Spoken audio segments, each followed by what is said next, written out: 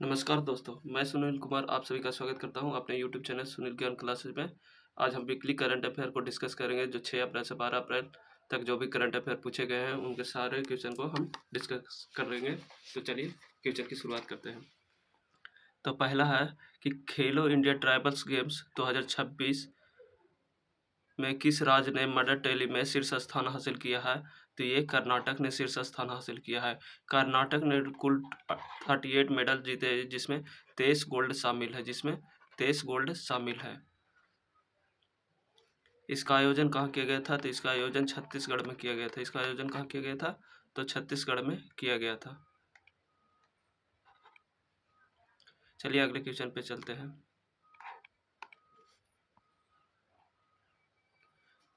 तो वियतनाम के नए राष्ट्रपति के रूप में किसे चुना गया है? तो ये चुना गया है टू लैम को चुना गया है। किसको चुना गया है? तो ये टू लैम को चुना गया है। चलिए अगले क्वेश्चन पे चलते हैं।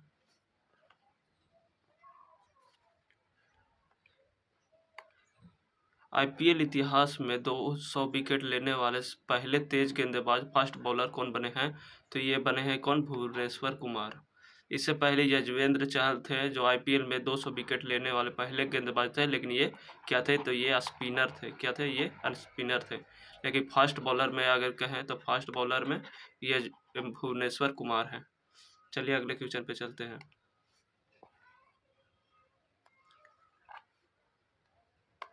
भारत निर्वाचन आयोग द्वारा 23 देशों के डेलीगेट्स के लिए किस प्रोग्राम की शुरुआत किया गया है?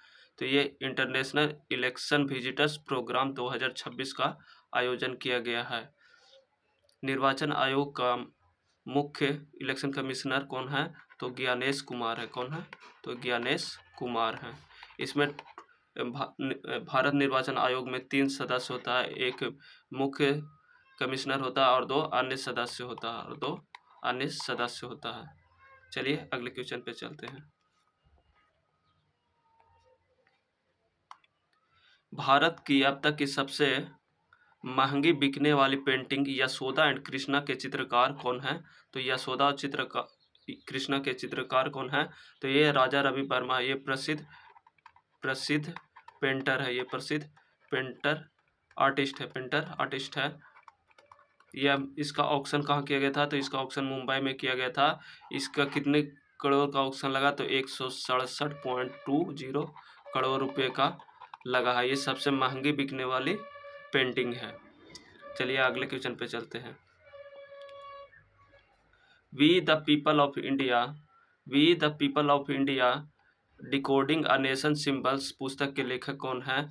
तो ये कौन है? तो ये टी.एम. कृष्णा है। कौन है? तो टी.एम. कृष्णा है। चलिए अगले क्वेश्चन पे चलते हैं।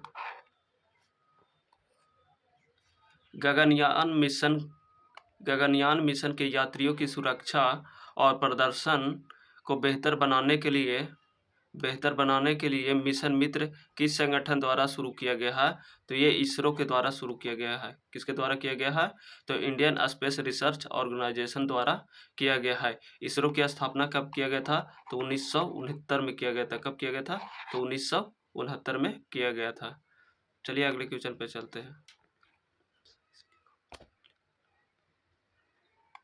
सैफ अंडर 20 चैंपियनशिप 2026 का खिताब किस देश ने भारत को हराकर जीता?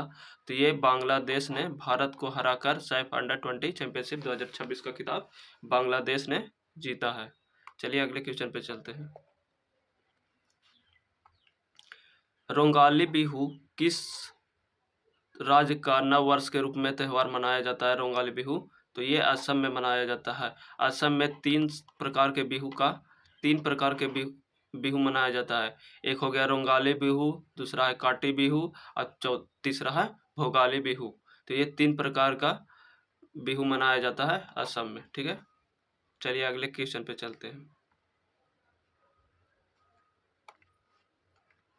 Sky tracks world airport award 2026 के अनुसार भारत का सबसे उच्च रैंक वाला एयरपोर्ट कौन सा है? तो ये है कौन सा है? तो इंदिरा गांधी अंतर्राष्ट्रीय हवाई अड्डा है। आईजीआई एयरपोर्ट है। ठीक है, आईजीआई एयरपोर्ट दिल्ली।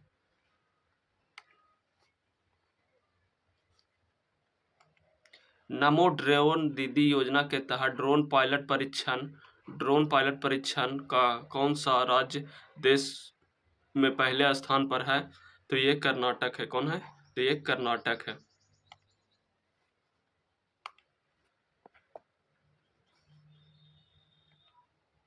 विश्व होम्योपैथी दिवस कब मनाया जाता है? तो ये 10 अप्रैल को मनाया जाता है, विश्व होम्योपैथी दिवस। होम्योपैथी दिवस की होम्योपैथी दिवस का जनक किसको कहा जाता है? तो जनक कौन थे? तो हैनीमैन है। कौन है? हैनीमैन। इन्हीं के जन्म दिवस पे 10 अप्रैल को मनाया जाता है विश्व होम्योपैथी दिवस। चलिए अगले क्वेश्चन पे चलते हैं। रिन्यूएबल एनर्जी कैपेसिटी के मामले में भारत जो है विश्व में कौन से स्थान पे है? तो ये तीसरे स्थान पे है। कौन सा स्थान पे है? तो ये तीसरे स्थान पे है रिन्यूएबल एनर्जी कैपेसिटी के मामले में। चलिए अगले क्वेश्चन पे चलते हैं।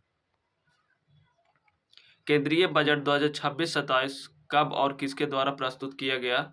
तो ये 1 फरवरी 2026 को पेश किया गया और निर्मला सीतारमण के द्वारा पेश किया गया।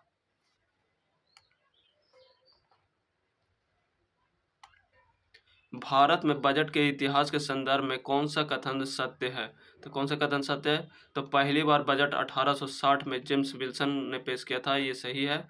आज़ादी के बाद भारत का पहला बजट सन्मुखम सेठी ने पेश किया था, ये भी सही है। सर्वाधिक बार बजट किसने पेश किया है? तो ये मोरारजी देसाई ने किया है। लेकिन अगर बोले कि लगातार सबसे ज़्यादा किसने बजट को पेश किया है, तो ये हो जाएगा निर्मला सीतारमण। निर्मला सीतारमण, ठीक है। तो ये तीनों ऑप्शन सही है। 1860 में जेम्स विल्सन ने पेश किया था, सन्मुखम सेठी ने आज़ादी के बाद पेश किया था और सर्वाधिक बजट पेश करने का रिकॉर्ड है किसका? तो मोरारजी देसाई का है। चलिए अगले क्वेश्चन पे चलते हैं।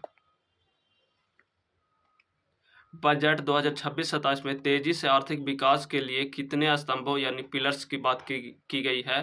तो ये 6 स्तंभ यानी 6 पिलर्स की बात किया गया है। बायोफार्मा शक्ति योजना का संबंध किस क्षेत्र से है? तो इसका संबंध किस क्षेत्र से है? तो स्वास्थ्य क्षेत्र से है। बजट में दुर्लभ खनिज भंडार कॉरिडोर किन राज्यों में स्थापित किया जाएगा? तो ये उड़ीसा, केरल, आंध्र प्रदेश और तमिलनाडु में किया जाएगा खनिज कॉरिडोर की स्थापना। कहाँ कहाँ किया जाएगा? तो उड़ीसा में, केरल में, आंध्र प्रदेश में और तमिलनाडु में इसका आयोजन किया जाएगा। कह रहा है क्या कि भारत की पहली पॉड टैक्सी सेवा कहाँ शुरू की जाएगी? तो ये मुंबई में शुरू की जाएगी। एथलीटों के डोपिंग उल्लंघन के कारण सस्पेंड होने के मामले में दुनिया का शीर्ष स्थान कौन सा देश का है? तो ये भारत का है। भारत में सबसे ज़्यादा डोपिंग के कारण सस्पेंड होते हैं।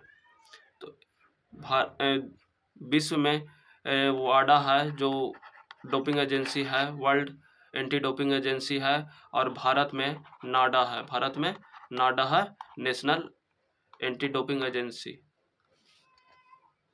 चलिए अगले क्वेश्चन पे चलते हैं। तो कह रहा है क्या कि चेराव किस राज्य का प्रसिद्ध बांस नृत्य है? तो चेराव किसका है? तो ये मिजोरम का है। इसको बम्बू डांस भी कहा जाता है। इसको क्या कहा जाता है? तो ये बम्बू डांस भी इसको कहा जाता है। चेराव के नाम से ये फेमस है और मणिपुर, मिजोरम इसे मनाया जाता है। चलिए अगले क्वेश्चन पे। यक्षगान किस राज्य का प्रमुख लोक नृत्य है? तो ये किसका है? तो ये कर्नाटक का है। किसका है? यक्षगान कर्नाटक का है। करगम भी कर्नाटक में मनाया जाने वाला त्यौहार है। अगला है होजागिरी नृत्य का संबंध किस राज्य से है? तो होजागिरी राज्य का संबंध किस राज्य से है?